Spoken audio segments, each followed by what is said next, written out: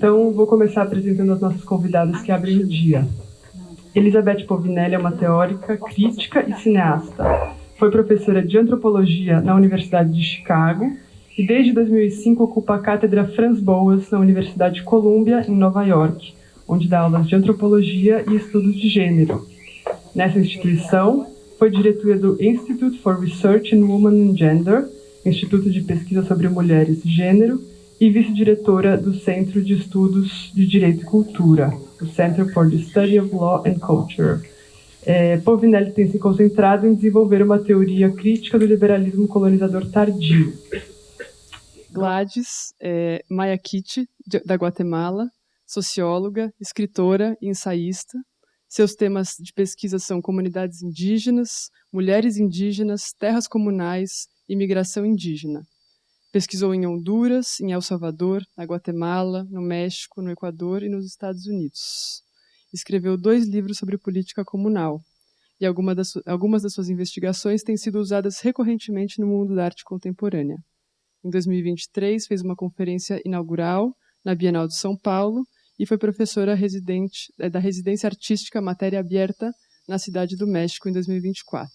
A Gladys é fundadora do Instituto Tomie.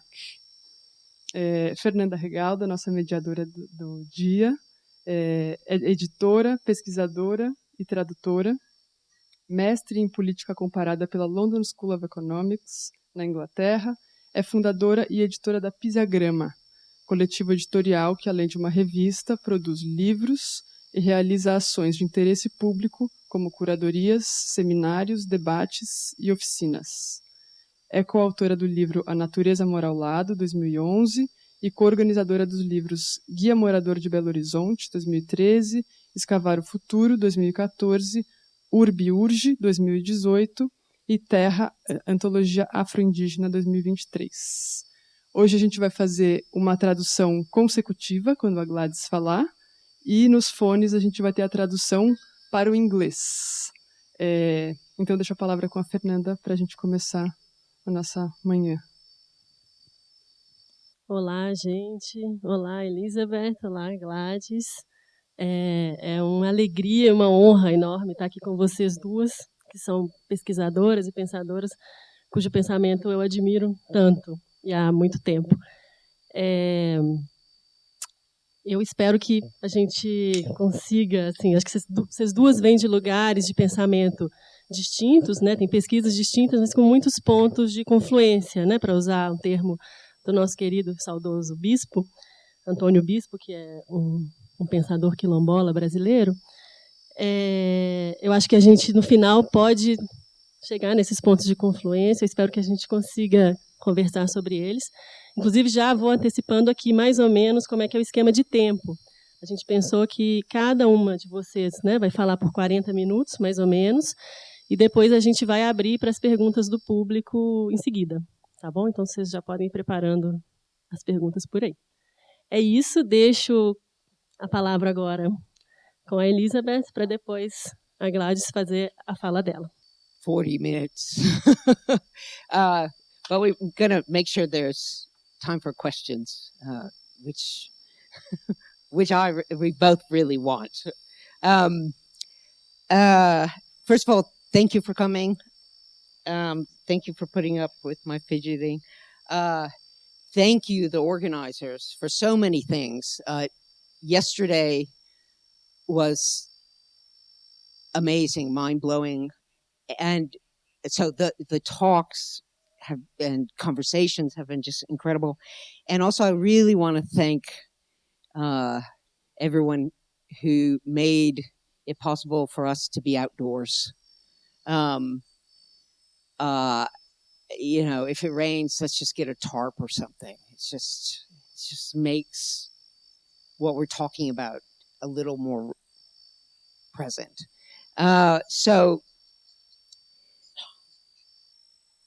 I'm going to talk about 2 projects that speak, I think, to the conceit of this seminar over the next 2 years. But the 2 projects I'm going to talk about of course, pushes against this obsession with life. And more importantly, perhaps the demand that everyone everywhere cares about the difference between non-life and life, no matter how you sort things across them. And of course, this suggests that this demand that we care about non-life and life was a form of power that emerged during the invasion of Europe across the oceans.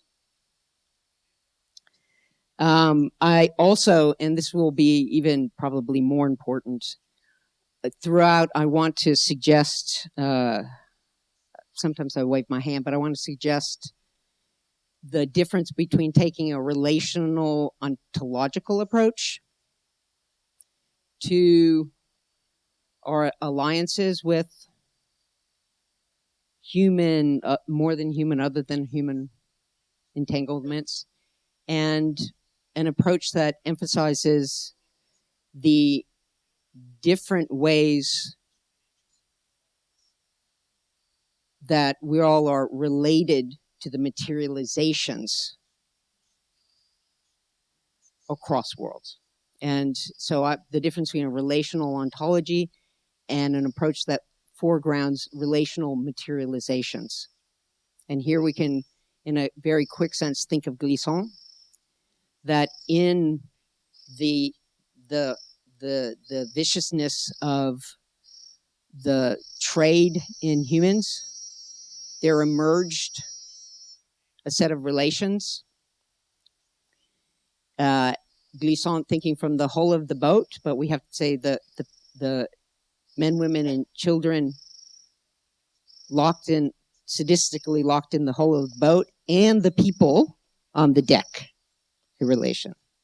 The relation between the destruction of worlds in the wake of the boat, not just in West Africa, but all the ramifications in the way in which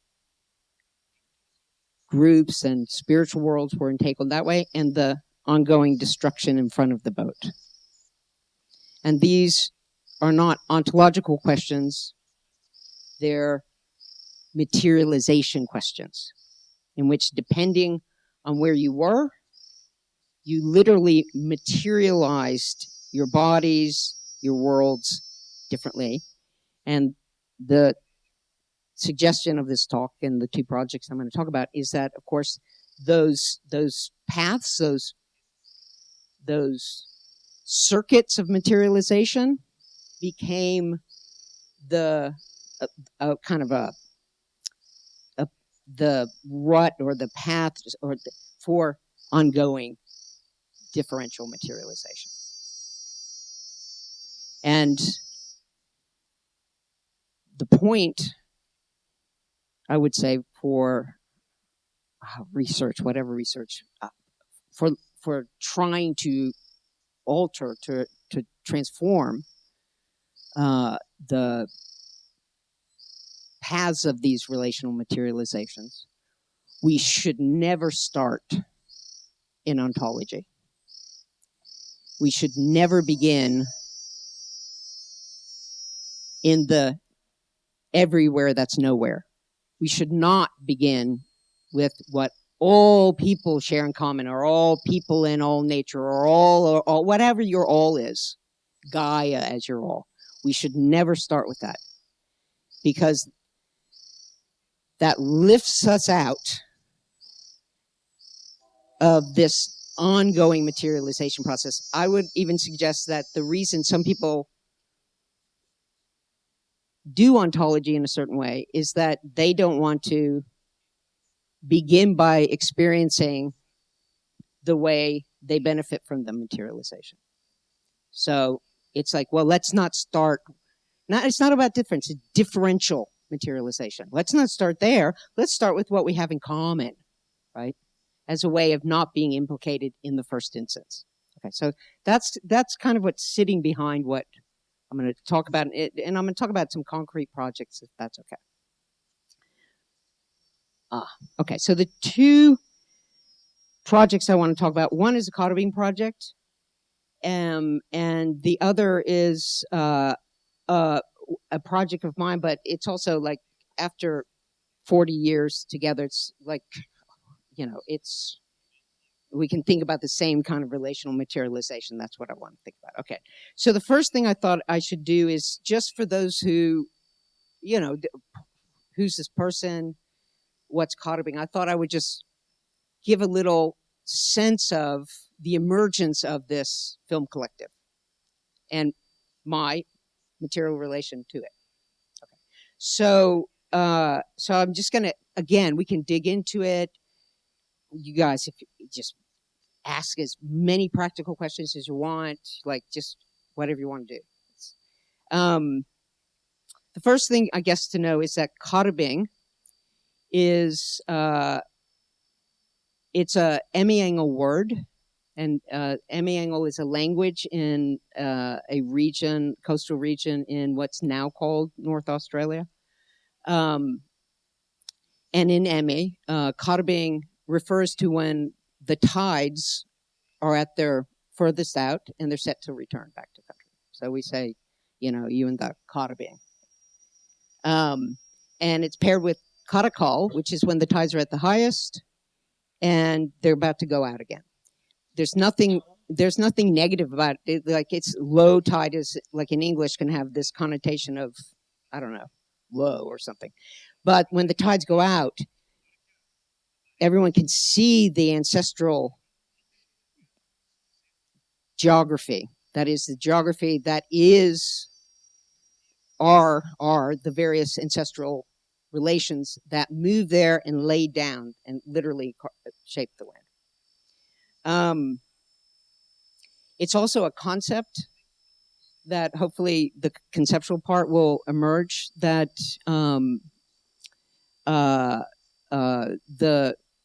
the codificing, when we emerged in 2007, everyone decided to use as a concept. That is, though across this coastal region, there's Emiangle country, and then Wajigin, and then go over here, there's Kiuk, go inside Malak Malak, go over here, Menda, go over there. So there's languages for this country, and different parts of the ancestrally present geography, different groups are obligated to care for and keep in place. The coast connects all of these.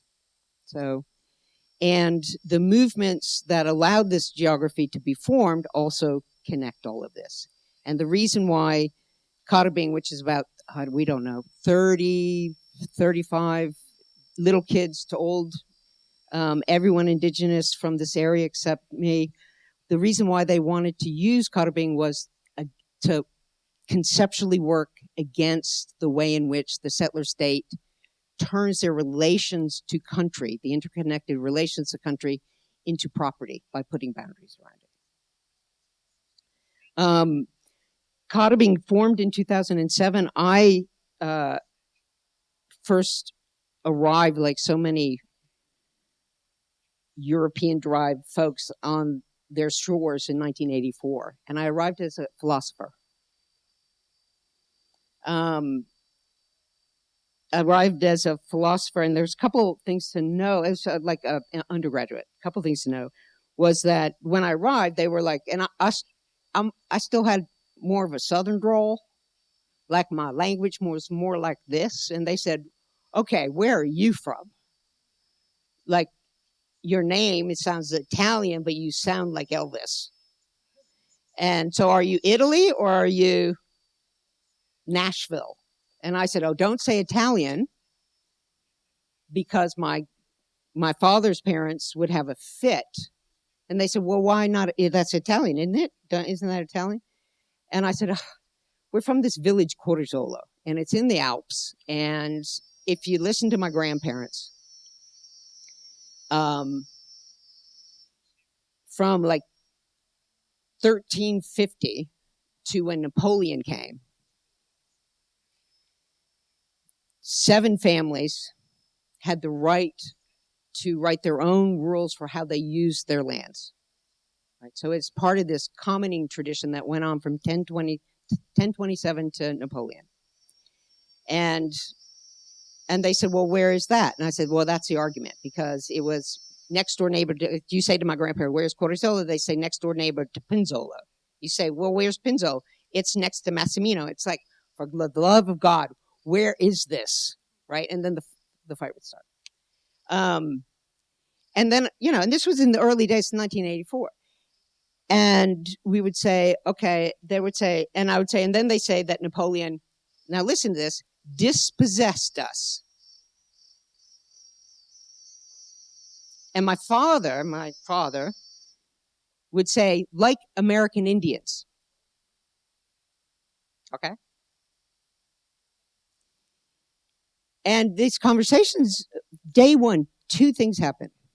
They talked about the way in which they belonged to land, how it's based on families' relation to ancestral landscapes. Those ancestral landscapes created by things that ancestors that moved, that connected to other country, and the invasion of Europeans onto their land. And 2 things happened from my point of view. And, if we had other Codifing members, they would say their point of view, was 1, this was the first time anyone in the world sounded like my family, my white family. Second thing was that there was, and very, very fun, this 84, the first time, was that we did not share dispossession. What did that mean? Leave aside my grandparents, my father, whatever they had to say. We, the people up in the Alps, were dispossessed into possessive individualism. They were dispossessed by Napoleon, who, remember, is working against the Haitian Revolution. He said, you're the kind of humans that can possess yourself, can possess things, and can possess humans. This was not how Codifing side, and we say family, Codifing side family were dispossessed. They were dispossessed into extermination. Right? So day one, and then in Codifing, we're in the front of our minds, always, is the relational materialization of differential dispossession. Not comparative ontologies, not comparative histories, not like, oh, so that's so interesting. What's your heritage, right? So you can abstract out and compare it to something. No. How are the forces of colonization producing wealth that produces Napoleon, that produces differential dispossession? Okay. So that's more we can talk about. So Codifing emerged really in like 1984, and I go, oh, the other thing to know is that at the end of this year, that the people I've been spending years with, well, 1 year, they said, okay, so you have to go back to America. You're just going to be a normal white person, right? And I was like, what's a normal white person? And they said, they come, they have their experience, and then they go away and talk about it forever. I said, spot on. And I said, is there, what would you think would be like? And they said, well, there's this land claim. And by the federal law says, when we make a land claim, we have to be represented by a lawyer. Would you be the lawyer? And I was like, oh God, anything else? And they said, anthropologist. And I said, what is that? Because I didn't know what it was. And they said, white people studying us. I was trained in particular. And I said, I don't want to do that. They said, we don't want you to do that. We want you to study what, then we said government, the way in which government under this law says its point is to recognize the way we belong to land, and yet they insist we belong to it in a way that turns it into property. So your job is to study your kind alongside and lend whatever effort anyone needs to jamming it. Okay. So in 2007, the ramifications of this law, which divided indigenous people's relation to country into your property is here and your property is here and your property is here and your, divided the community they lived on and caused enormous inner violence. And about 50 people left, kids, young people, and they, you know, I was back teaching, and I don't know where I was, 2007, I was in New York. And they wrote and they said, when you come, we're going to be on this beach in tents. I said, okay. And I won't go into a lot of detail, but there was one day in which it was just, they were homeless, and it was very hard, and it was a bad day. But in that day, and it's really important that codificing comes out of the grinding, ongoing relational materialization, right? And so in this really bad day, Lindy Arrowan said, you know what, we should just make a little film and show the life that this collision of powers. And there were about 30, 40 of us there, and everyone was like, yes, let's do that. And there were, I think it's really important, the center of this was, let's use the making of a film to hold us together so we don't give up. We'll do it under this concept of codificing, so we know what the point is. It's like to use film to keep us together, which will let us continue to try and battle this proprietary function of recognition. And like now we've made, I was supposed to say, sorry, I was going to show you something. Oh, that's all right. We'll get there.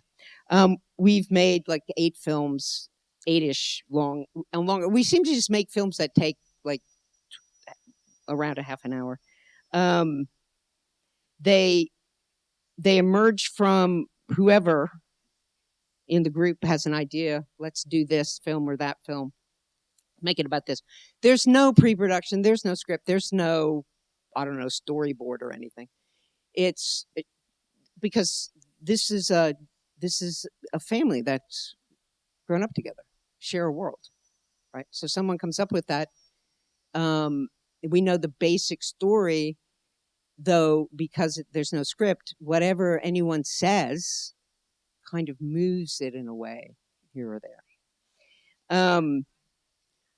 Maybe we should go to we'll go to the next slide. And the project I want to talk about, our codificing project, it is organized around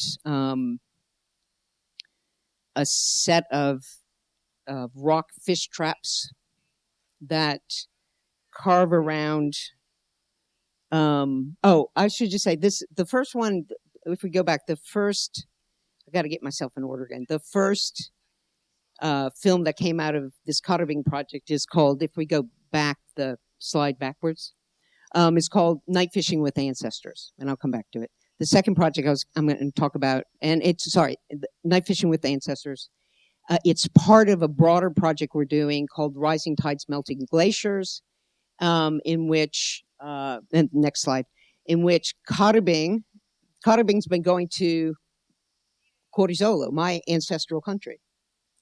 And they're going to Corizolo to analyze how this one place, like we compare places, how they're responding to climate catastrophes. So if the seas of codificing are rising with climate, the glaciers are melting, collapsing.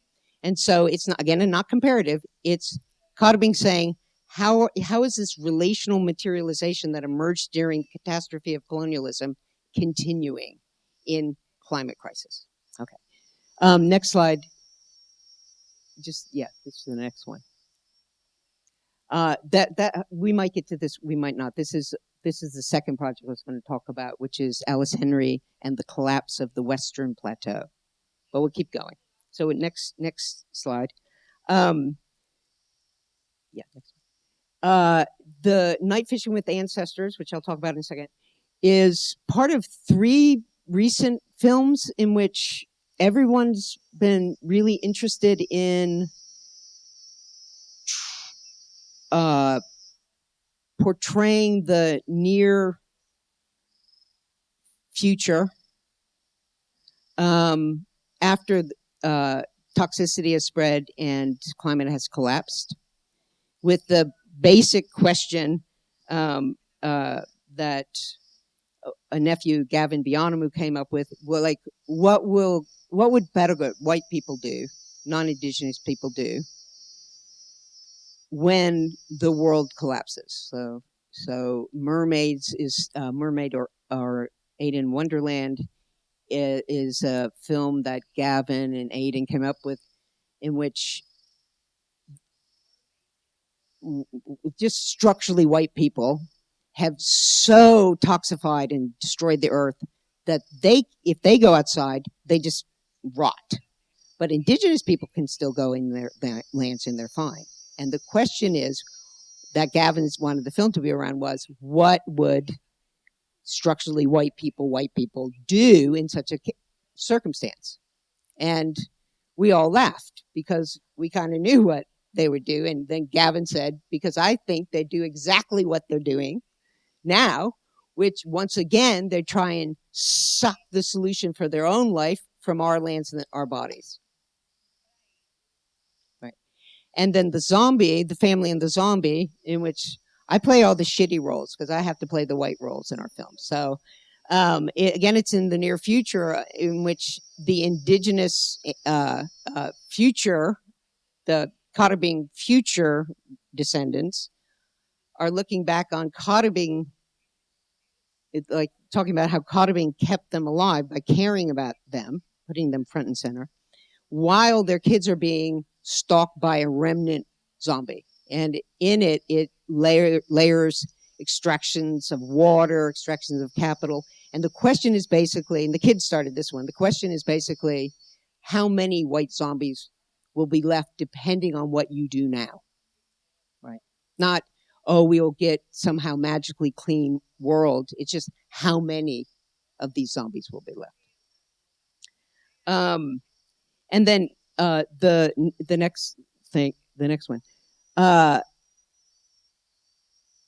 In all the films we do, there's again a very forward position that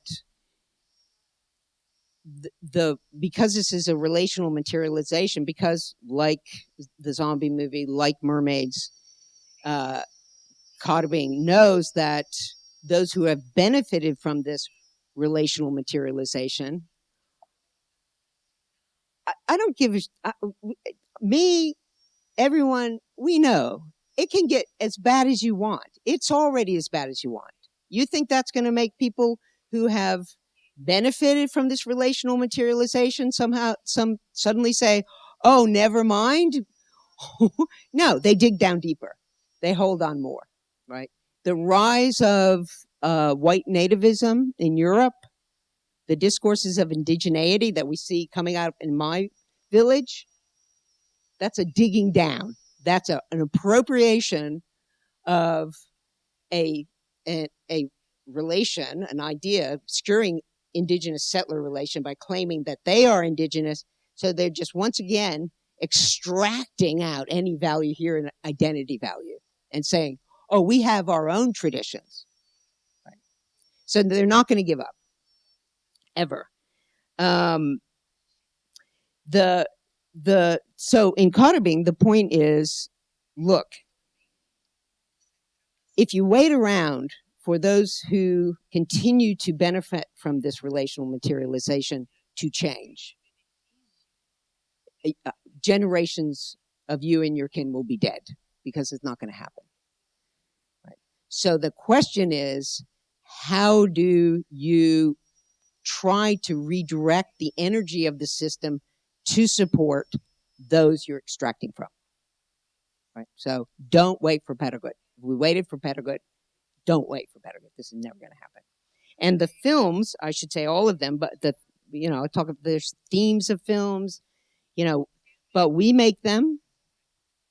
We base them on the ancestral landscape, but in the way in which its ancestral present and ancestral ongoingness is always in a relational materialization struggle with extractive capitalism in this history. And more importantly, perhaps, for where I'm going to go, is that we don't make films for films.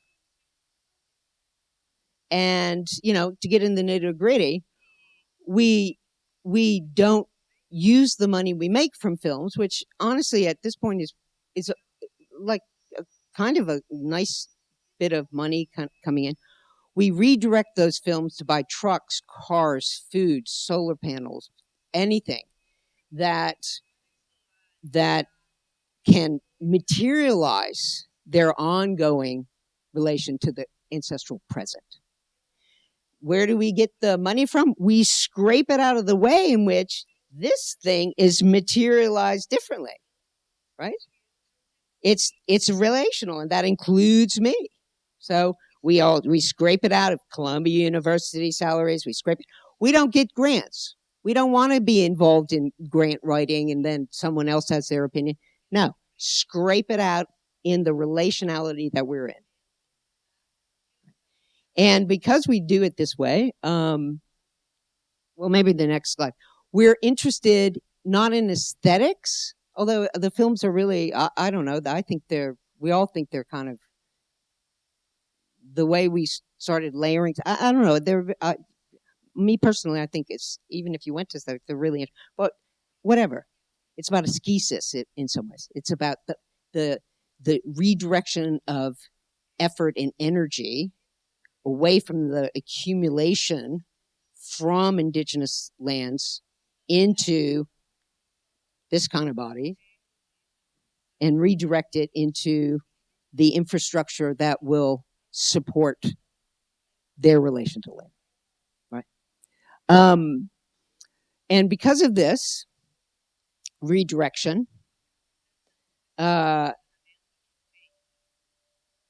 everyone's been able to really buy the trucks, solar power, boats, right, to get back to the coastal lands where a lot of their ancestral, we say Terwin.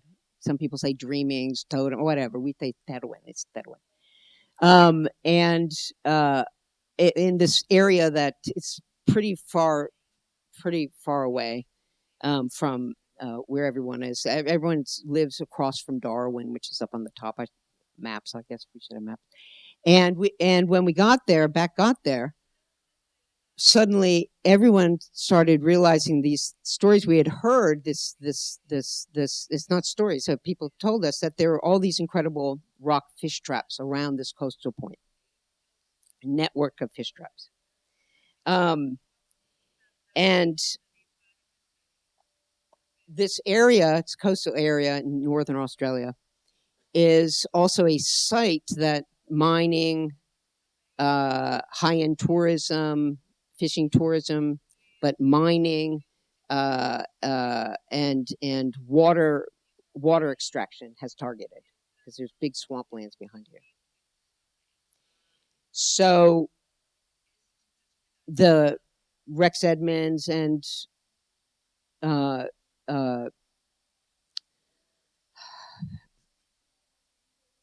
Rex, Natty Bigfoot,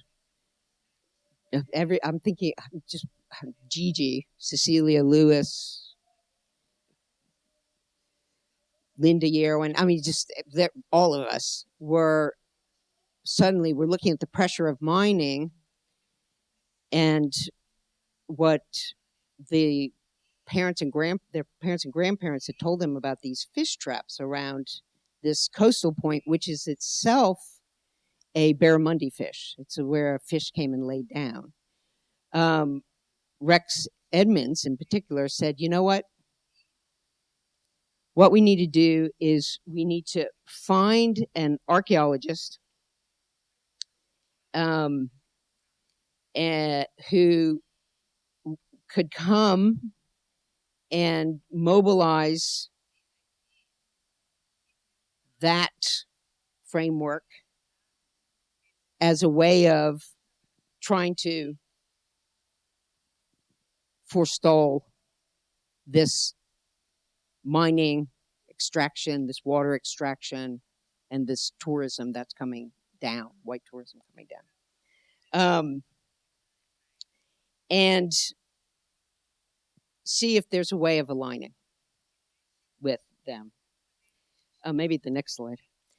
So, of course, one of the things we immediately see here is that the effort to keep a relation to this place, and it's his barramundi. He's a barramundi fish, and this coast is a barramundi fish. Here it is. And we had already, Carabing doesn't wait for anybody. So Carabing had already started saying, okay, how many of these fish traps, these rock fish traps are around at this point? Everybody did the work. And then the question was whether we could mobilize the state function to do a protective intervention. Because again, everybody knows we're in a relational materialization. Right? This is not about ontology that you can lift up. This is about power circulating through here. So we found the best marine archaeologist and started working with Heritage, the Department of Heritage. And maybe the next slide will do. Let's see if this is here.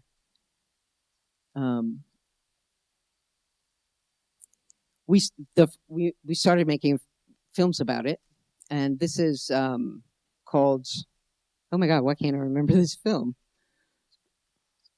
Wow, sorry.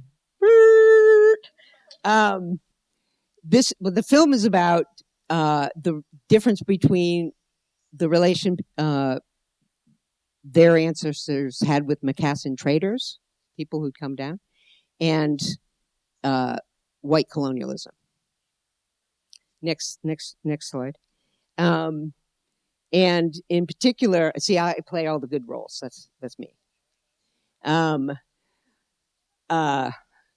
So the setup between the relation they had with Macassans was more like trade, like an interest in how do you do it? How do you do it? Right. And of course, the difference between European invasion, which was no interest in how you do it, just take it, and this ongoing taking. Maybe the next slide. So this isn't Caesarian, like there's something good about, like exchange and conversation, and this is the Macassan and ancestors did this in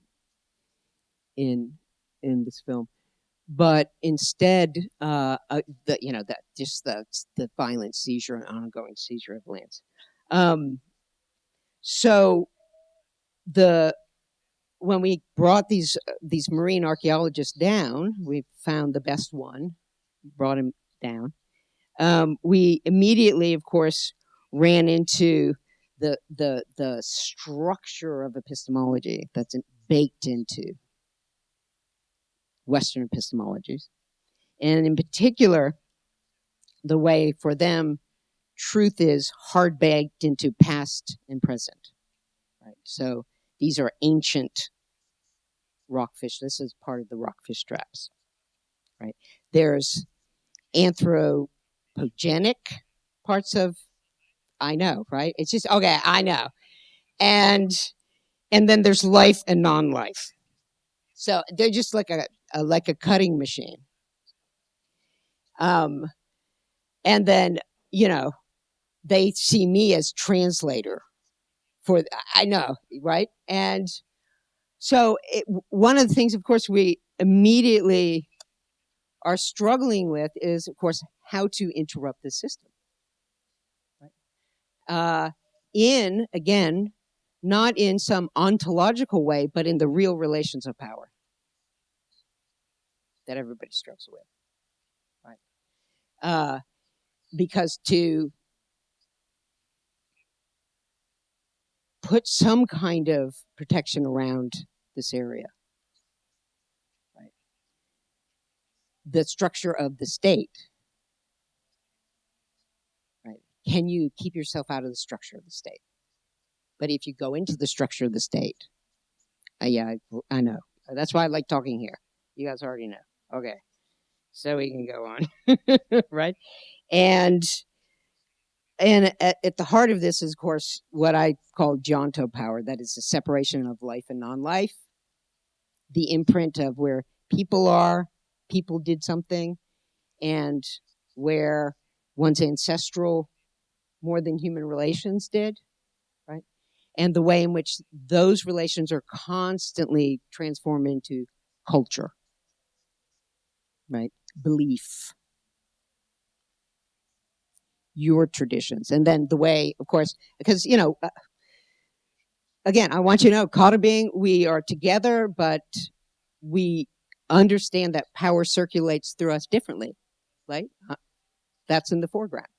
So, and again, in this project, it's like, okay, you just see it just running through, because these archaeologists and heritage are like, okay, Beth, you will be the translator. And I said, what do you mean I'm translator? They don't need me as a translator, right? It's 40 years, you know, my role since the beginning was not to translate. I'm studying you, archaeologist, right? And then we, you know, what I can see, because I inhabit this world, and, you know, how can, with the films, we all expand into these worlds, so what everybody can see in these worlds, and then we all try and figure out these worlds that are constantly deforming their landscape, right? And just, you know, the watching of, like, it's, Katabi has many languages, Emi, Mendo, Wajigin, English.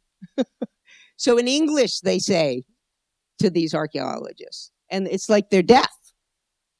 Could you translate that? I say, it's in English. Why do I have to translate it? Because I have the white face. Like, what can you, going deaf, right? So and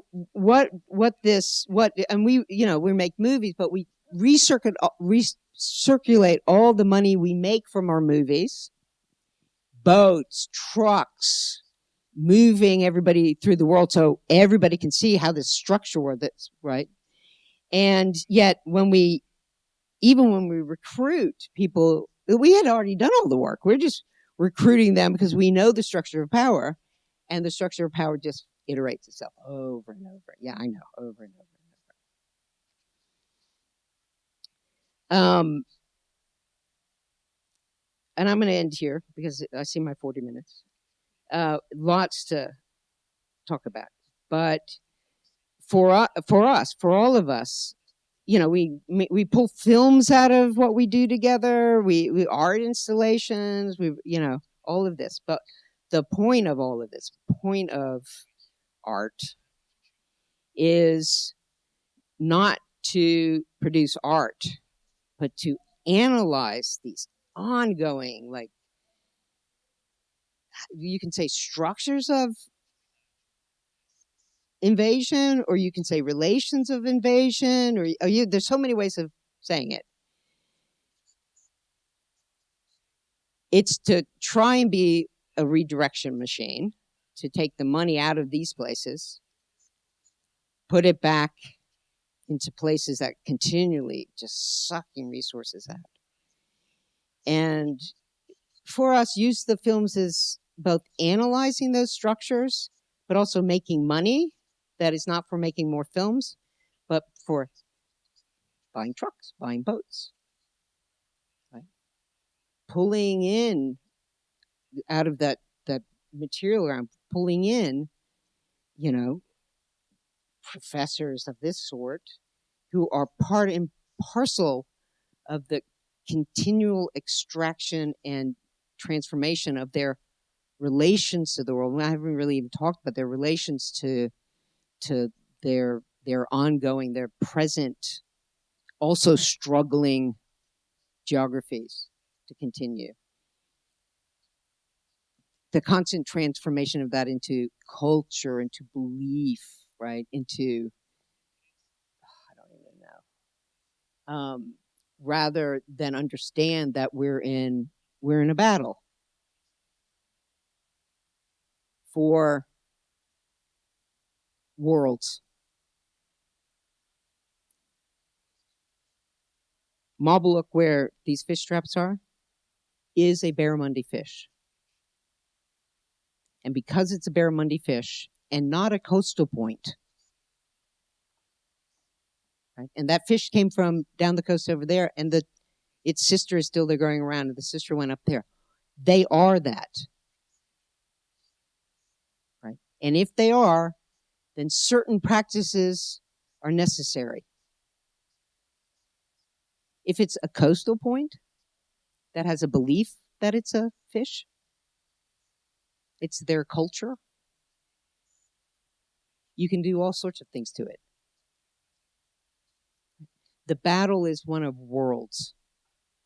And I'll end by just saying, Carabing is going back to my Corizola world, where Povinelli's literally emerged out of in like the 1470s. It was a nickname. It means little ricotta cheese guy, right? And trying to foreground that this isn't a battle of this culture, it's a relational battle. It's a battle about whose world is formed and how. It's that the sediment of different worlds are differently sedimentized now. Poisons here, goods here. Yeah. And how do we think about that relational materialization of the earth, not bloody ontologies that lift us out and we have our own?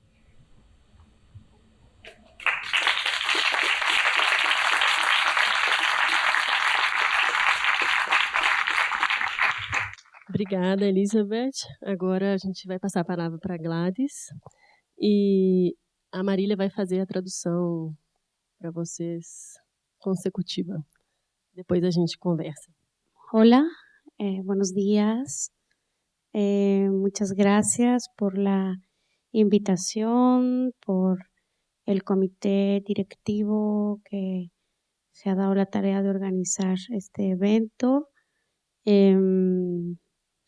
Muchísimas gracias. He estado muy contenta conociendo, por ejemplo, a la señora Padashó, reencontrarme otra vez con Jota e ir conversando con varias personas que, pues por lo visto, están un poco cercanas a las luchas indígenas y a la realidad guatemalteca.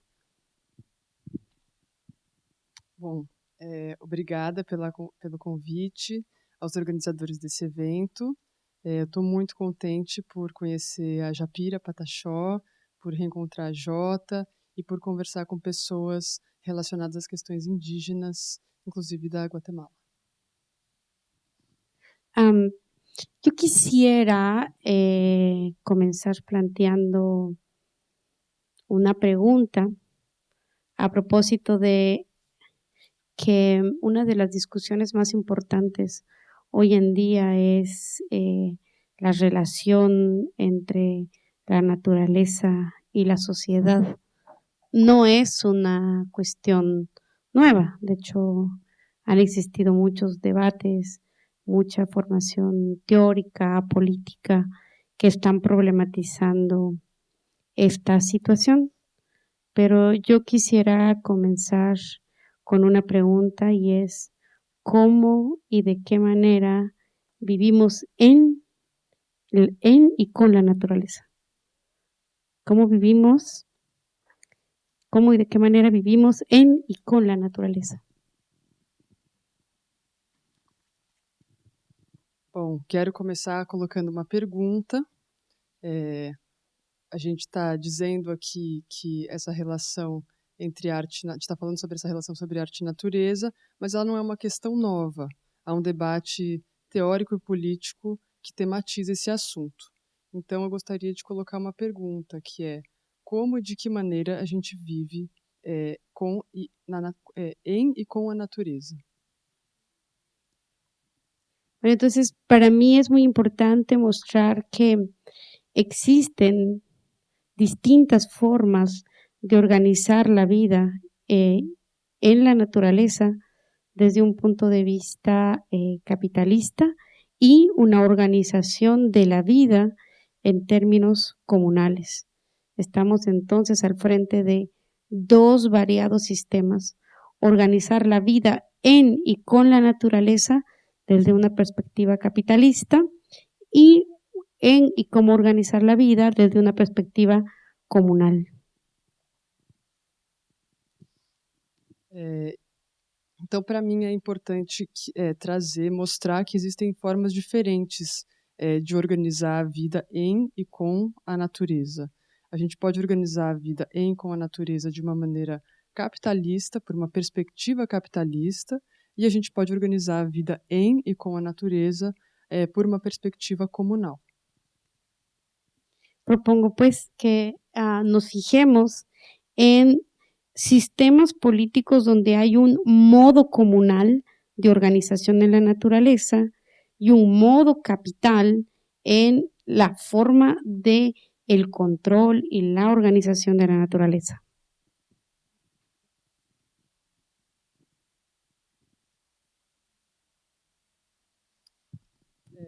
Então, eu proponho que a gente se debruce, pense sistemas políticos que pensem o modo comunal de se relacionar em e com a natureza e a forma do capital de controlar a natureza.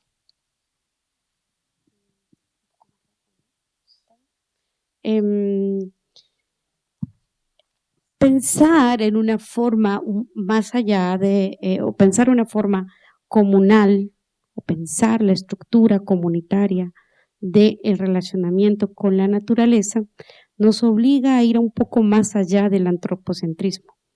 Efectivamente, es preciso poner en cuestión el papel de los seres humanos con respecto al control de la naturaleza. Más allá de esa discusión antropocéntrica, creo que es preciso pensar un proceso metabólico en el cual naturaleza y sociedad se co-constituyen.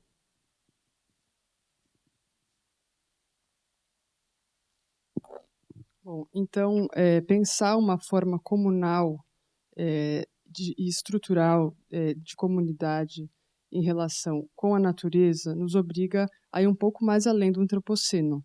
É preciso pensar um processo metabólico em que a natureza e a sociedade estejam...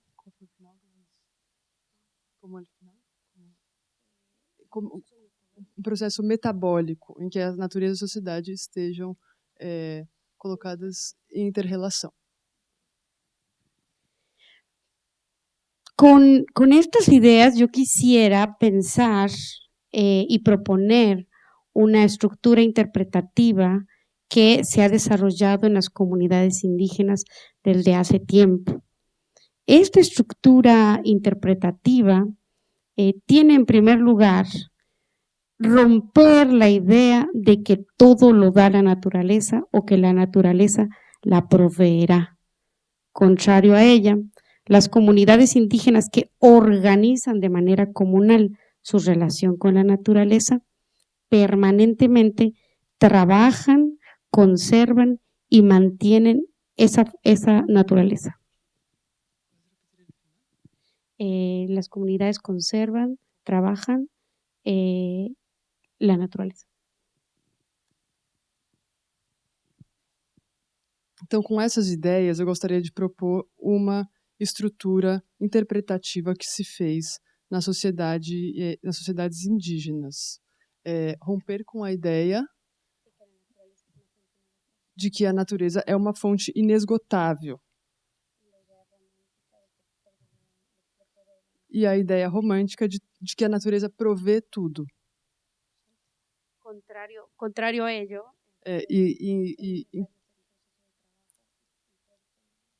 Sim, e que, contra isso, a gente precisa fazer um processo de trabalho. para a produção de um outro conceito de natureza.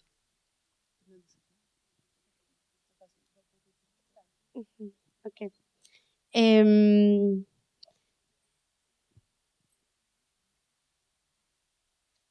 La naturaleza no es una fuente inagotable. La naturaleza es un proceso político.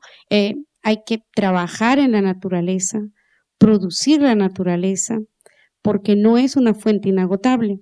Se requiere de un sistema de trabajo colectivo para organizar y producir, por ejemplo, el agua. El agua no únicamente proviene de la montaña, sino que requiere de procesos de reforestación y de cuidado. Por eso la naturaleza no es una fuente inagotable. Existe una relación de trabajo y producción para producir la naturaleza.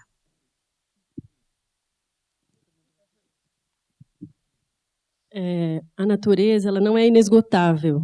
Ela é um processo político e é necessário trabalhar nela e produzir a natureza. O que ela diz é que há um trabalho coletivo para se organizar, por exemplo, e produzir a água. A água não vem da montanha. É necessário que se organize coletivamente um trabalho para que a água chegue até nós. É necessário, por exemplo, um reflorestamento, trabalho de reflorestamento. É necessário, portanto, trabalho e produção de natureza também. Y aquí hay un asunto muy importante, que si bien es cierto, las comunidades indígenas conocen el ciclo de la naturaleza, conocen las épocas en las que hay que reforestar, porque en varias sociedades, en Mesoamérica y con certeza también en las sociedades amazónicas, existe un calendario de la naturaleza.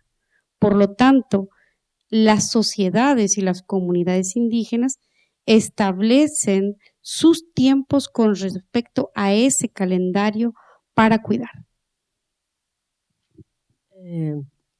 As comunidades indígenas, elas conhecem os ciclos da natureza. Elas conhecem, por exemplo, as épocas certas para reflorestar. Existe um calendário dentro da natureza e essas comunidades, elas conhecem esse calendário e elas sabem usá-lo para refazer a natureza, para construir a natureza. De nuevo, esto nos enfrenta a romper la idea romántica de que la naturaleza, como territorio, como suelo, como subsuelo, es una fuente que nunca se va a acabar, o es como una fuente inagotable que todo nos proveerá. Aquí estamos al frente de una economía comunal de la naturaleza. Cuidar las fuentes, restaurar las fuentes, trabajar por las fuentes en términos materiales y simbólicos. É, portanto, necessário refazer a ideia romântica de que a natureza, o seu solo, o seu subsolo, por exemplo, é inesgotável. A gente está diante de um pensamento em que a gente precisa conceber o fato de que a natureza precisa se refazer. E qual que é a última? E se recompor. Ah, sim. E há uma economia comunal nesse sentido de nesse construir e fazer natureza. Y es una economía comunal porque todo eso significa riqueza.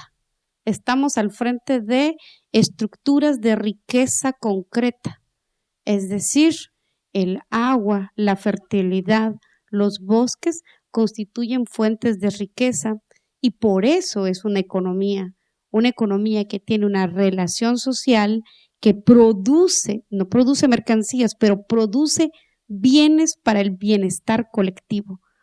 El agua es algo que se produce con trabajo y que tiene un beneficio colectivo. Y en ese sentido, riqueza concreta.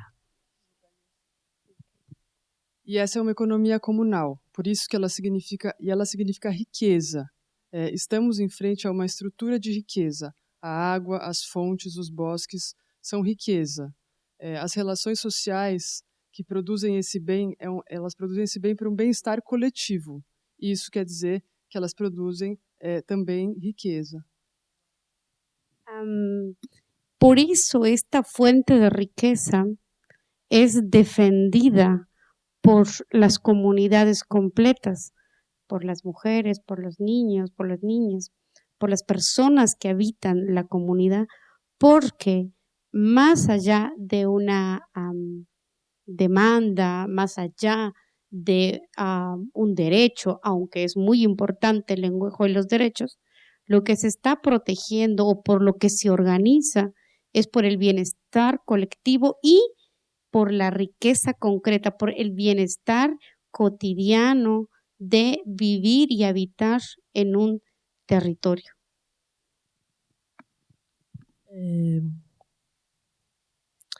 A gente está falando, então, de essa fonte de riqueza defendida pelas comunidades, mais do que uma demanda, mais do que um direito pelo qual se luta, embora isso seja muito importante, ela é sinônimo do bem-estar coletivo, é uma riqueza concreta. Bueno, yo comencé diciendo esto porque quería presentar una forma de relación con la naturaleza en tanto riqueza concreta y como trabajo comunal que produce y regenera la naturaleza. Es decir, se necesita establecer sistemas de trabajo para cuidar las fuentes de agua, al mismo tiempo también que se establecen sistemas de trabajo para la relación ritual con la naturaleza. Então, a gente está falando de uma forma de relação. É muito importante colocar isso como forma de relação. A gente tem a riqueza concreta e essa relação dela com o trabalho que é necessário para se produzir e para se regenerar a natureza. São sistemas de trabalho. Sistemas de trabalho para produzir essas relações, que também são relações, são relações não só materiais, mas também rituais. Pero existe también otro modo de estar en la naturaleza y es una relación con ella a partir de la producción mercantil. Es decir, la relación que hay con el agua a través de pago de cuotas o pago de estipendios para tener el agua y se piensa el agua como un servicio.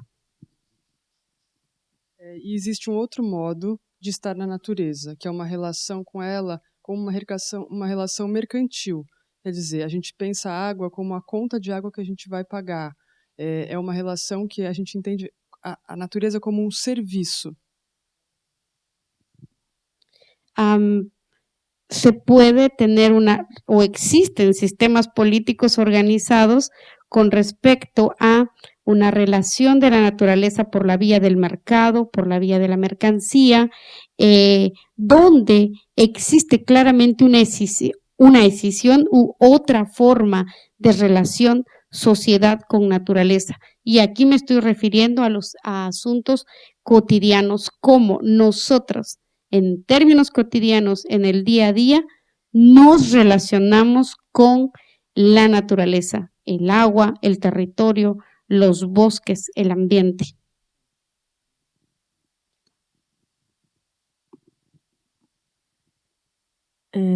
Nós podemos ter sistemas políticos de respeito, de relação com a natureza, e essa relação pode se estabelecer por via do mercado, da mercadoria, e há outras formas de relação também, como nós, que estabelecemos uma relação em termos cotidianos. Desculpa a última parte.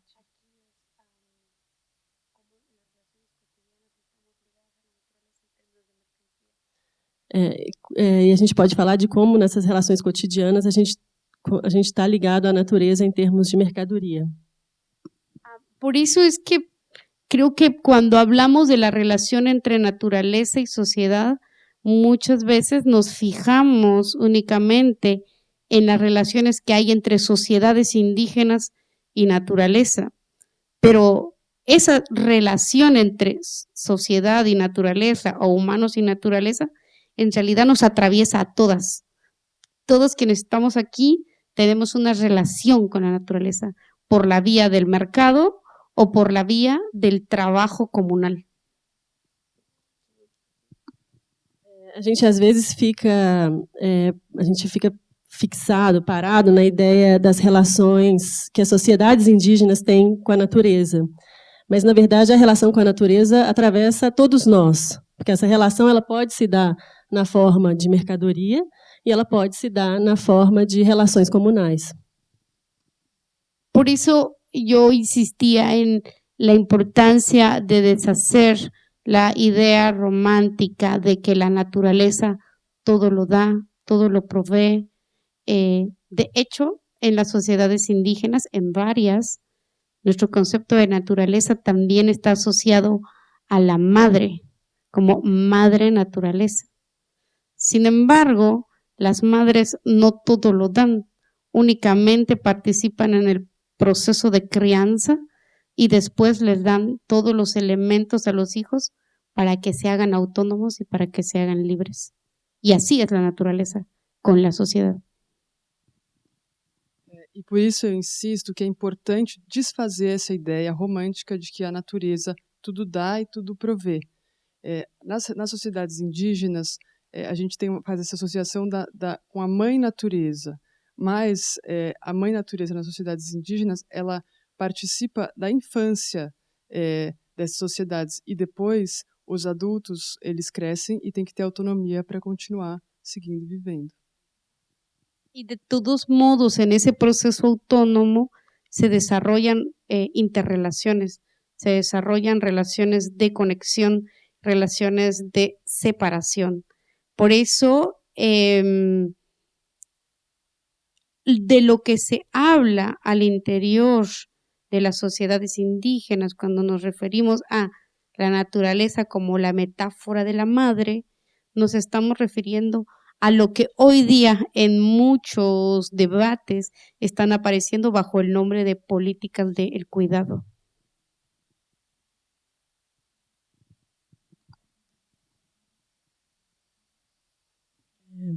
De toda forma, de todo modo, nesse processo de autonomia se desenvolvem relações que são relações de conexão e de separação. E quando nós falamos na sociedade indígena, quando nós usamos a metáfora da mãe, nós falamos do que hoje em dia se convencionou chamar de políticas do cuidado. Yo comenzaba también diciendo que hay que pensar más allá del antropocentrismo, porque aquí estamos al frente de la responsabilidad de las personas con respecto a la naturaleza. No hay una posición superior con respecto a la naturaleza, pero tampoco es que se subsuma la responsabilidad de las personas, de los humanos que están al interior de la naturaleza. Es un proceso metabólico de cuidado y protección de la naturaleza, con la naturaleza.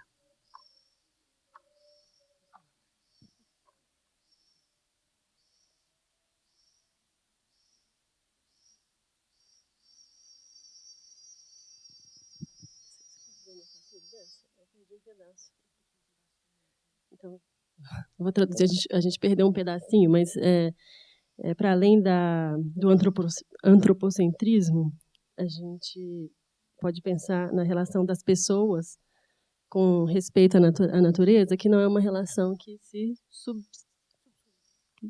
subsume. O que a gente precisa pensar é num processo de proteção e cuidado.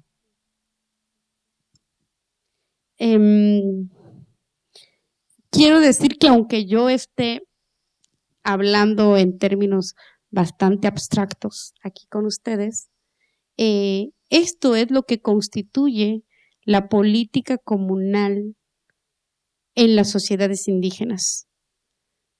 El hecho de la responsabilidad por el cuidado y la producción del bien común, una relación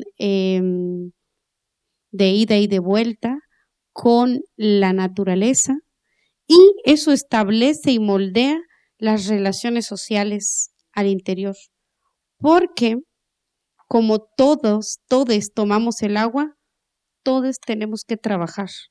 Entonces, el trabajo comunal y este trabajo de responsabilidad es una forma de relación social y por eso la definición de comunidad y de comunidad indígena es una forma de relación, una estructura política de organizar y cuidar lo comunal, las tierras comunes, todo aquello que nos da bienestar colectivo. Eu usei termos abstratos, pouco abstratos aqui, mas quando eu falo da política comunal nas sociedades indígenas, eu estou falando do trabalho para o bem comum. Esse trabalho, ele estabelece e molda as relações no interior das nossas comunidades, da nossa sociedade. Todos bebem a água, então todos devem trabalhar pela água e para a manutenção da água. A definição de comunidade indígena, ela passa por uma forma de relação.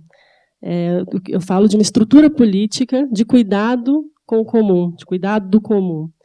E em termos do que o trabalho coletivo nos dá.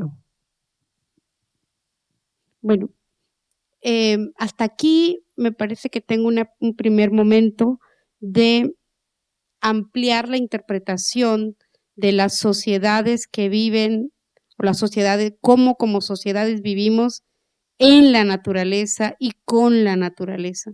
Un sistema que vive comunalmente, con trabajo comunal, que produce su propia agua y seguramente otra cantidad de relaciones sociales y de sociedades que se relacionan a la naturaleza con una visión o con una relación caracterizada por la mercancía o, sí, o mercantilização. Até aqui, eu tenho um primeiro momento de que eu quero ampliar essa noção de como a sociedade vive com e na natureza. A gente tem uma comunidade que vive comunalmente com a natureza e que produz sua própria água, e outros que vivem em uma relação que é mercantil com a natureza. Un segundo ejemplo que yo quisiera colocar aquí y que también es muy controversial es todo lo relacionado a las políticas conservacionistas, de conservación de la naturaleza. ¿Qué significa hoy día para las políticas globales la conservación de la naturaleza? Conservar el ambiente, conservar la fauna, versus sociedades que viven dentro de la comunidad, viven dentro del territorio y saben, como ya dije en un primer momento, que no es una fuente inagotable. Entonces estamos al frente de una organización o de una estructura de organizar la conservación para la vida y una estructura de conservación mediada por las políticas globales que están midiendo la conservación en una razón capitalista de la contabilidad de las toneladas de carbono. O segundo exemplo que eu quero trazer aqui tem a ver com as políticas conservacionistas. Quando a gente fala em conservação, o que isso significa? Fala-se muito em conservação do ambiente, conservação da fauna. Isso versus uma noção das sociedades que vivem e que sabem que o território não é uma fonte inesgotável de bens e recursos. Portanto, essas duas noções, elas são diferentes, porque uma delas ela é baseada na ideia, ela é guiada por políticas globais e baseada na ideia de políticas globais e, portanto, pela razão capitalista. A gente fala, por exemplo, em pegada de carbono dentro dessa noção. Si por un lado las políticas conservacionistas que buscan resguardar la naturaleza y que han establecido distintas formas de especulación del territorio, en tanto la conservan, en tanto producen toneladas de carbono, también tienen el efecto del desplazamiento y la desposesión de las comunidades indígenas, a quienes acusan de depredadores de la naturaleza. Se, por um lado, as políticas conservacionistas buscam, de alguma maneira, conservar a natureza, elas também têm um efeito de dispossessão dessas terras, que coloca essas sociedades indígenas como sociedades que estão...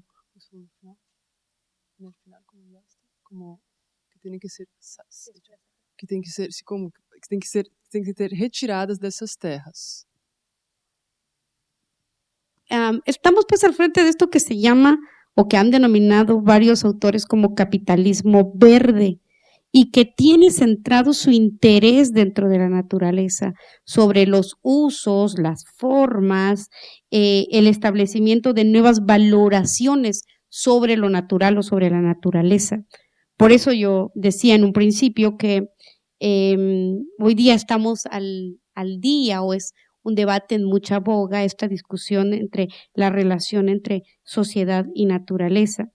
Sin embargo, esto nos pone al frente de esta tensión, nos pone al frente de conservar la naturaleza o cuidar la naturaleza para vivir versus el acto global de expropiar el término de conservar para después produzir processos jurídicos e legais de despossessão. Hoje existem vários autores que falam do capitalismo verde.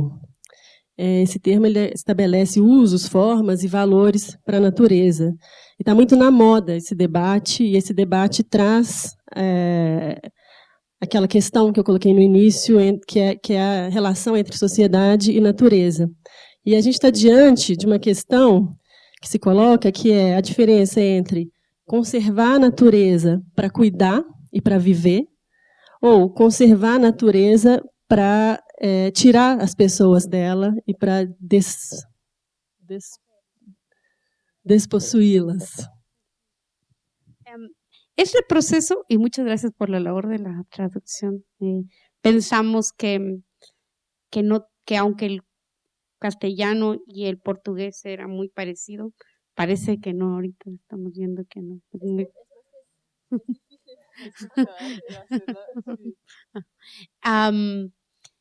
Quiero continuar entonces, decir que la conservación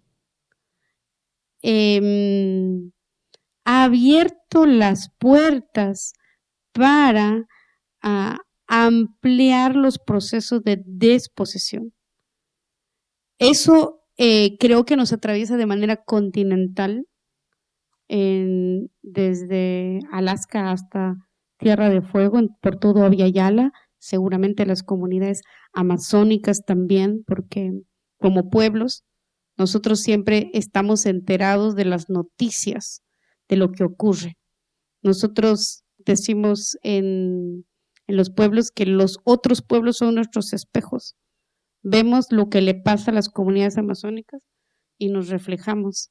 Entonces, por eso puedo decir que esta dinámica de las políticas conservacionistas están afectando a todos en distinto nivel, en distinta escala, pero está afectando a las comunidades indígenas. Essa conservação abriu as portas para ampliar o processo de dispossessão, e acontece desde o Alasca até a Terra do Fogo. Acontece por toda a Abya-Yala. Estamos ao tanto das notícias, e quando vemos outros povos, como povos amazônicos, e vemos o que acontece nessas comunidades, nós nos miramos a nós mesmos, e vemos como essa política conservacionista nos implica a todos. Y tiene ese efecto en todos nosotros. Una de las expresiones de las políticas conservacionistas es cuidar la naturaleza al mismo tiempo que alterar los cultivos, alterar el bosque y cambiar las semillas nativas o los árboles nativos por la siembra de bosques que son aptos para la mayor producción de toneladas de carbono. Uma das expressões da política conservacionista é cuidar da natureza ao mesmo tempo em que se alteram os cultivos. Então, a gente vê que acontece, por exemplo, a troca de árvores nativas por espécies que aumentam a produtividade, por exemplo, da produção de carbono. Esta política de producción de carbono y el establecimiento de sembrar nuevas especies ha alterado las estructuras comunales porque bajo el argumento que la producción de carbono generaría bienes y generaría pagos a las comunidades, lo cual no es cierto, está entonces alterando las fuentes de agua, porque si se cambia el cultivo de bosque, ya no se genera la cantidad de oxígeno ni el proceso metabólico en la naturaleza para la afluencia del agua. E essa política de produção de carbono e de plantar novas espécies altera as estruturas comunais, porque o argumento que a produção de carbono geraria bens e dinheiro para essas comunidades é uma falácia, ele não existe. E o que acontece é que ele altera toda essa relação metabólica da natureza em relação à água, aos bosques e a como se vive. Pero este cambio de la relación entre sociedad y naturaleza para las sociedades indígenas y las sociedades en general no es nuevo. De hecho, los autores y las mismas comunidades indígenas manifiestan que esta es la memoria que se tiene del proceso de ocupación colonial hace más de 500 años y con los procesos del establecimiento del Estado. Es decir, lo que estamos viviendo hoy día es tan actual y tan contemporáneo como al momento mismo de la colonización. E essa relação entre natureza e o Estado, essa relação entre natureza e sociedade, ela não é nova. Essa é a memória do processo de ocupação colonial e depois da construção do Estado. Então, isso que vivemos hoje acontece faz 500 anos, desde o momento que essa colonização começou. Ela não é nova e ao mesmo tempo está acontecendo agora, continua acontecendo agora. Bueno, ahí voy a cerrar una parte de la intervención y ahora quisiera entonces mostrar otra cara de las sociedades indígenas. Y aquí yo quisiera detenerme en los aportes y conceptos teóricos que las sociedades indígenas han dado a raíz de este tipo de luchas, porque la estructura de la inteligencia indígena comunitaria tiene distintos rostros, distintas caras. En principio tiene una serie de prácticas y de ideas y de imágenes que va a ir a producir, o imágenes fuerza que van a producir y que van a crear esta riqueza de este mundo teórico, político, iconográfico del mundo comunal indígena.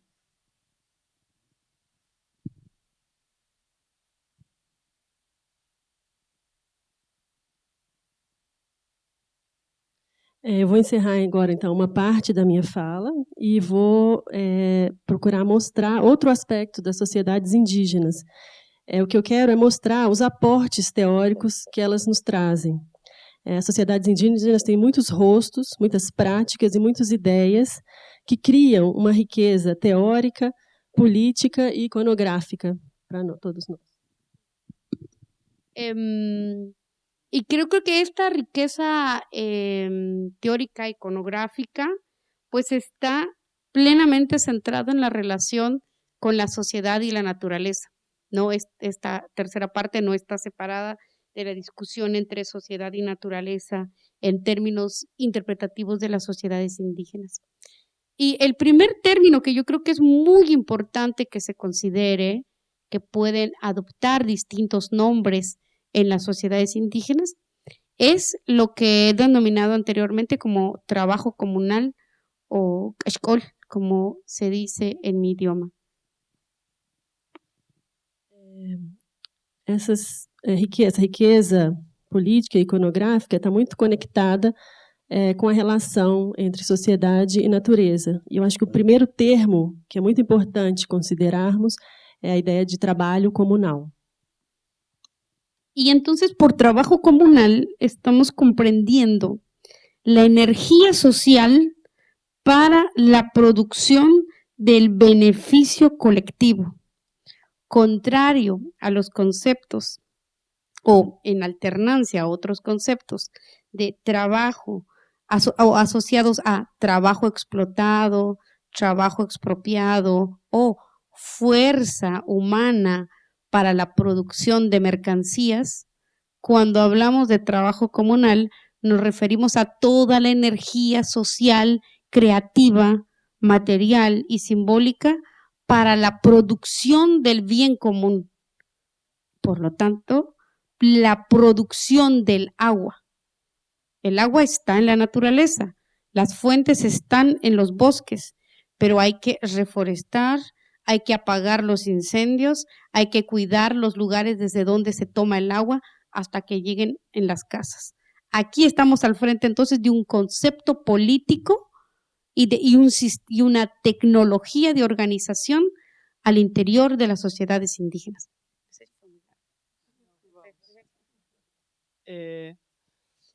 A energia social para a produção desse benefício coletivo, ela é contrária aos conceitos de trabalho expropriado, ao conceito de força humana para a produção de mercadoria.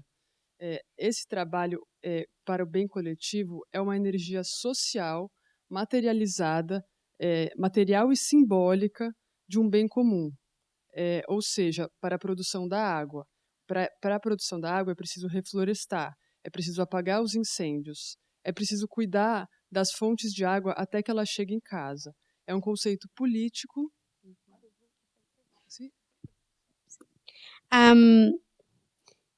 Es efectivamente sí un concepto político y es un sistema de trabajo donde no hay una jerarquía y una valorización. Todos quienes vivimos dentro de las comunidades, si tomamos agua, hemos de trabajar. Ese trabajo se hace en familia, lo hacen los niños, lo hacen los ancianos, lo hacen las personas que viven dentro de la comunidad. Por lo tanto, es altamente sociabilizador, es amplificador de las relaciones sociales y, insisto, es una tecnología de organización al interior de las sociedades indígenas. Esse conceito político é um sistema de trabalho onde não há hierarquias e valores, e valorização. Se todos tomam água nessas comunidades, todos precisam trabalhar. As pessoas mais velhas, as crianças, os adultos, as mulheres. Existe esse conceito político, que é uma tecnologia social dessa organização comunal. Otro concepto que creo que es muy importante considerar es que el sistema de trabajo comunal habilita una relación no liberal. Es decir, nadie puede trabajar solo por su agua. Nadie puede tener una persona individual, desarrollar un proceso de trabajo por su agua. Es un proceso colectivo, es un proceso de relación, no exento de tensiones, porque probablemente Fernanda y yo seamos enemigas, pero tomamos agua del mismo lugar, por lo tanto tenemos que trabajar conjuntamente. Por eso no hay una posibilidad de existencia liberal en lo que se respecta al bien común.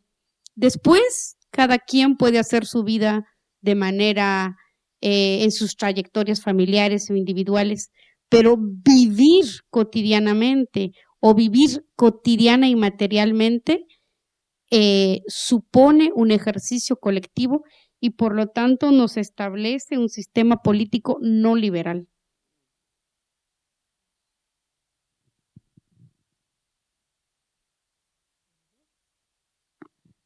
Um resumo. Outro conceito que eu quero trazer é o sistema de trabalho comunal, ele habilita uma relação que é não liberal, ou seja, ninguém trabalha sozinho ou individualmente pela sua água, por exemplo.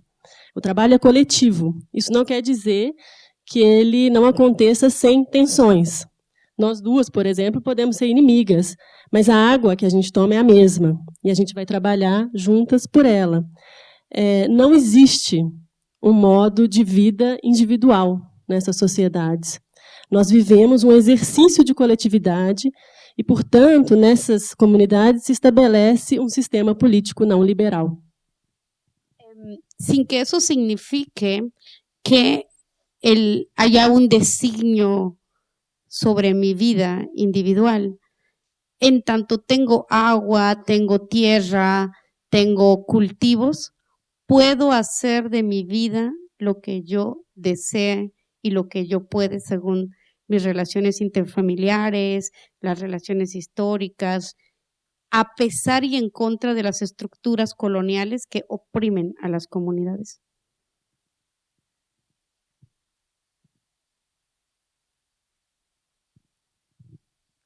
Isso não significa que há interferência na minha vida individual. Eu posso fazer o que eu quero com a minha vida, dentro das minhas relações sociais e familiares, desde que eu tenha acesso à água e aos bens comuns e eu trabalhe nesse sistema coletivo. Bueno, y finalmente, al interior de estos sistemas políticos existen también horizontes de transformación. ¿Qué significa pensar la transformación en términos comunales?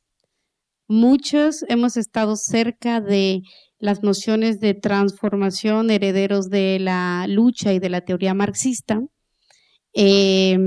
o en términos mucho más amplios de las políticas culturales entre tradición y modernidad. ¿Qué significa transformación desde el punto de vista de la riqueza concreta? ¿O qué significa transformación desde el punto de vista del trabajo comunal? Y sobre eso es que voy a finalizar mi intervención.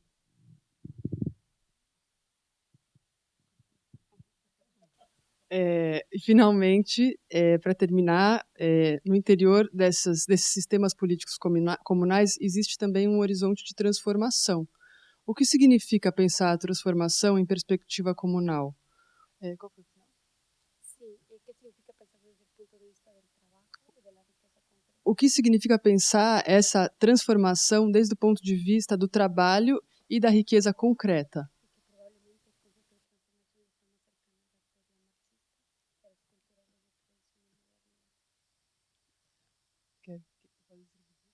No, que yo decía que, repitiendo, que probablemente los conceptos de transformación a los que hemos estado expuestos es a la idea de transformación proveniente del mundo de las luchas marxistas o de transformación cercano a los estudios culturales que examinan el paso de la tradición a la modernidad.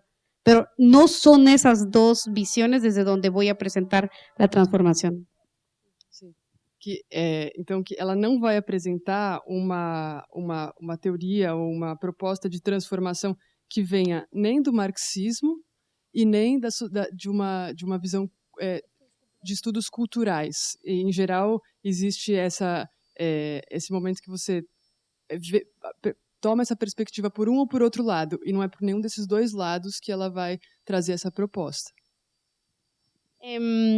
Bueno, es una propuesta que yo la he estudiado en las comunidades, no es algo que yo haya inventado, sino haciendo estudios en comunidades indígenas, pero también viviendo en mi propia comunidad. La transformación se caracterizaría por conservar lo que se tiene, es decir, tener y defender nuestras tierras, eso que hemos defendido a pesar del colonialismo, a pesar del Estado, conservar y cuidar esa tierra donde hay agua, donde hay bosque, donde la tierra es fértil, al mismo tiempo que alteramos las relaciones y las jerarquías de desigualdad, alteramos y luchamos las relaciones coloniales que nos atraviesan en las vidas. Entonces, transformar no significa comenzar de nuevo o tirarlo todo, significa cuidar lo que históricamente tenemos, al mismo tiempo que vamos ampliando y disputando esos lugares de jerarquía, de opresión, de dominación. Uno no significa, significa una política en consonancia, funcionando en términos paralelos. Essa proposta que eu estudei nas comunidades, que eu não inventei, né? São propostas que eu estudei e que eu vivi na minha própria comunidade, elas estão ligadas à ideia de que a transformação ela acontece, ela passa por conservar e defender as nossas terras, cuidar das nossas terras, ao mesmo tempo que nós alteramos as relações e as hierarquias de desigualdade, nós alteramos as hierarquias e as relações de desigualdade e as relações coloniais que nos atravessam e atravessam nossas vidas. Eu estou falando, portanto, de cuidar das terras e disputar lugares de hierarquia e de dominação e opressão. Por eso, una de las luchas más importantes que hoy aparecen en nuestras comunidades es interpelar desde el mundo político, teórico, conceptual de los derechos, las políticas globales de conservación. Porque nuestro proceso de transformación es conservar lo que tenemos, cuidar lo que tenemos, evitar a toda costa que nos expropien nuestros bienes comunales y decir y repetir todo el tiempo que lo que nosotros queremos, nuestro concepto de conservación no es ni parecido ni igual al concepto de conservación de las políticas globales. Por isso, uma das lutas mais importantes das nossas comunidades é interpelar as políticas globais de conservação. A nossa maneira de conservar o que temos é muito diferente das políticas de conservação capitalistas. Conservar o que temos é também evitar que expropriem o que temos. E o nosso conceito de conservação não se confunde com esse conceito de conservação capitalista e neoliberal. Muchas gracias.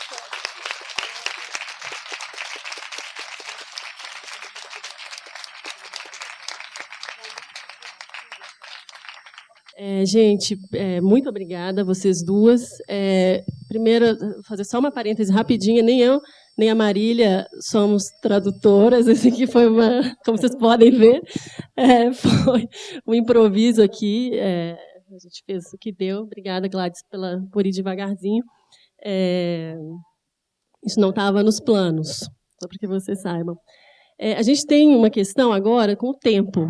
A gente tinha planejado um tempo e agora a gente ultrapassou ele, de maneira que a gente, infelizmente, não vai poder ter o tempo para perguntas dessa vez, que é uma tristeza, né? Porque eu acho que todo mundo deve estar pululando de perguntas. Eu anotei algumas coisas aqui, talvez para concluir, não sei se dá tempo. Assim, anotei muitas coisas, quase um caderninho inteiro aqui de anotações. E me parece, assim, o que eu fiquei pensando, tanto, né, com a fala da Elizabeth quanto da Gladys, me parece que a gente está falando, no caso das duas, embora isso com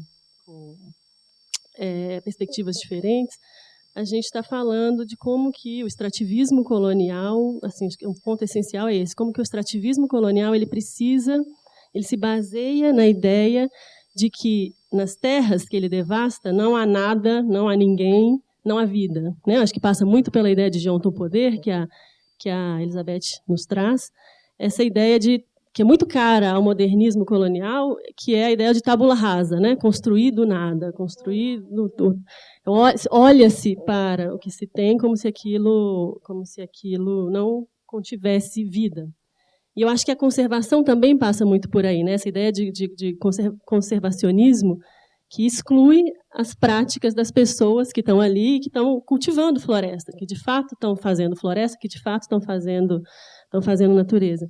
Eu acho que isso passa pelas duas, enfim, a maneira como para usar um pouco as palavras da Elizabeth, esses conceitos coloniais vão se sedimentando há séculos, né? Essa ideia de hierarquização da vida. E aí eu fiquei pensando um pouco, assim, tentando, com vontade de trazer um monte de coisa, fiquei pensando muito no que eu tinha falado do bispo, né, no início, o Antônio Bispo dos Santos, que é um pensador e que se autodenominava tradutor de pensamentos quilombola. Eu fiquei pensando de como que ele diferencia os povos que são donos da terra e os povos que pertencem à terra. Eu acho que isso é uma diferenciação, uma torção muito fundamental, né, que tem muito a ver com o que vocês trazem. Essa relação de propriedade, como que ela se dá. É muito essencial pensar em povos que são donos da terra e povos que pertencem a ela. Isso muda tudo nas relações. Ou seja, os povos, como a Gladys trouxe, os povos que pertencem à terra, eles têm com ela essa relação de cuidado intrínseca e de se entender parte da vida, de não hierarquizar a vida que nela existe.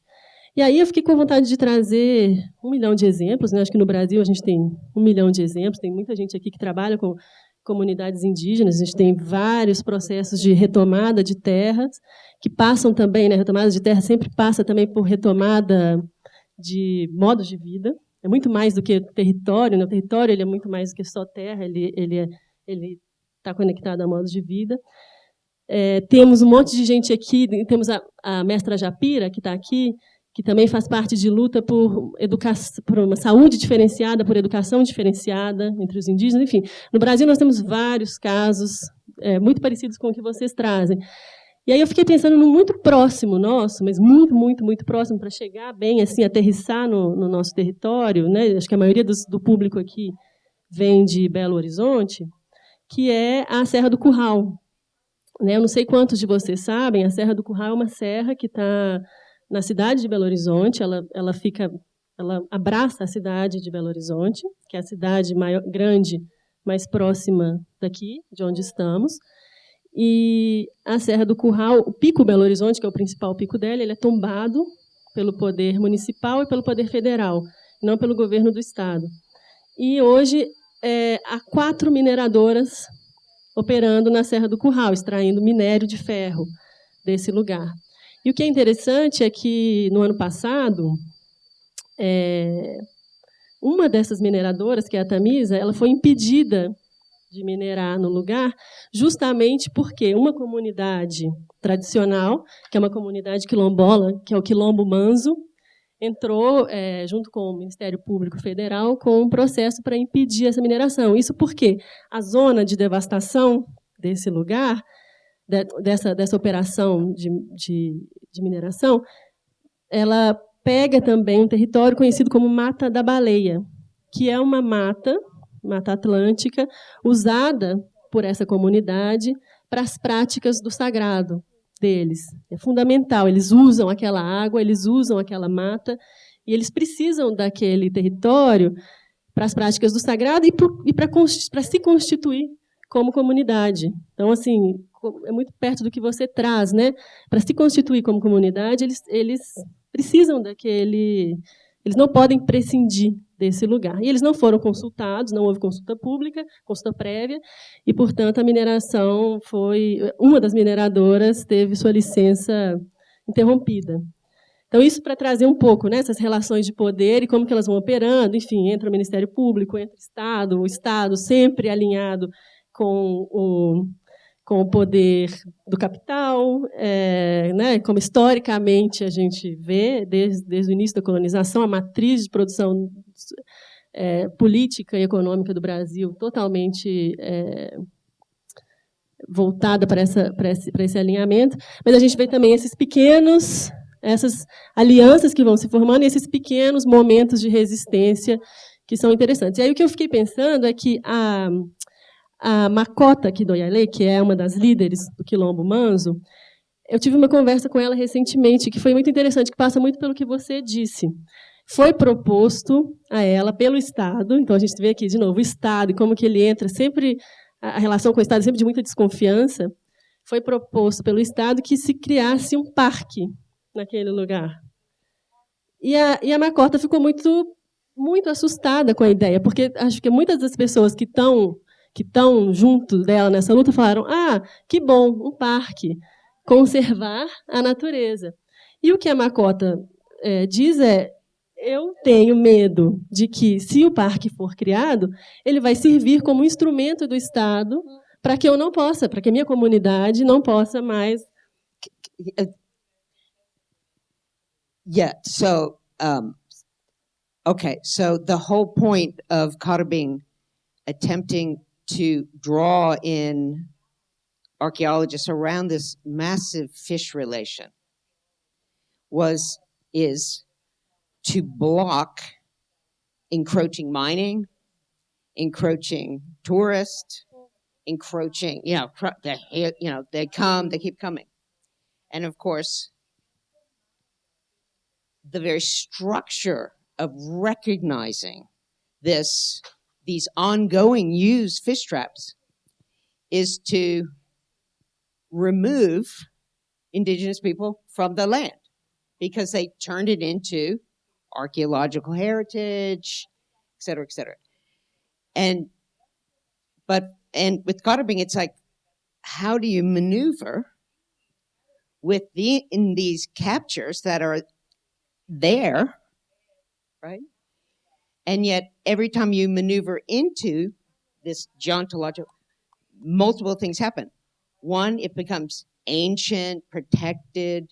Two, there's a separation of the fish traps from this whole peninsula is this barramundi fish who made its own fish traps that showed its human relations, how to extend them.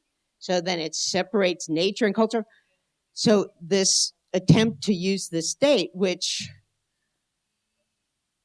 may block miners and poachers, you're pulled into this other relation. And so it's like, how do you maneuver within these layers? Yo creo que es muy importante examinar también los efectos de estas políticas desde el punto de vista jurídico, porque la idea de la conservación hoy aparece como una especie de buena idea. Sin embargo, habría que examinar como todas las argucias legales, por ejemplo, la declaración de las áreas protegidas, que en el caso de Guatemala, cuando se establecen en los años 80, también modifica el Código Penal. Entonces va a establecer un delito que se llama destrucción de la naturaleza. Y eso es sabido en las comunidades, que esa modificación del Código Penal se vino con la instalación de las áreas protegidas. Nuestra pregunta es, ahora con todas las políticas de conservación y conservacionistas, ¿qué tipo de delitos van a aparecer y qué tipo de modificaciones en los cuerpos legales van a comenzar a aparecer? Porque, bueno, el texto, por ejemplo, de A.P. Thompson, La Ley Negra, es muy ilustrativo de cómo el avance legal para la protección de la naturaleza suponía nuevas penas para las personas que viven dentro de esa naturaleza. O que a gente vê é que os conflitos estão... Os conflitos... A negociação é permanente, né? Acho que é o que se conclui. Enfim, essa busca por alianças e por manipular um pouco, manobrar as relações de poder é o que se tem disponível. Infelizmente, a gente vai ter que encerrar. Já estou aqui com os olhares, falando chega, acabou o tempo mesmo. É isso, eu agradeço imensamente, imensamente. É um prazer, uma honra ouvir vocês. Acho que todo mundo aqui sai com a mesma impressão. E espero que a gente converse um pouco ali fora no almoço. Obrigada.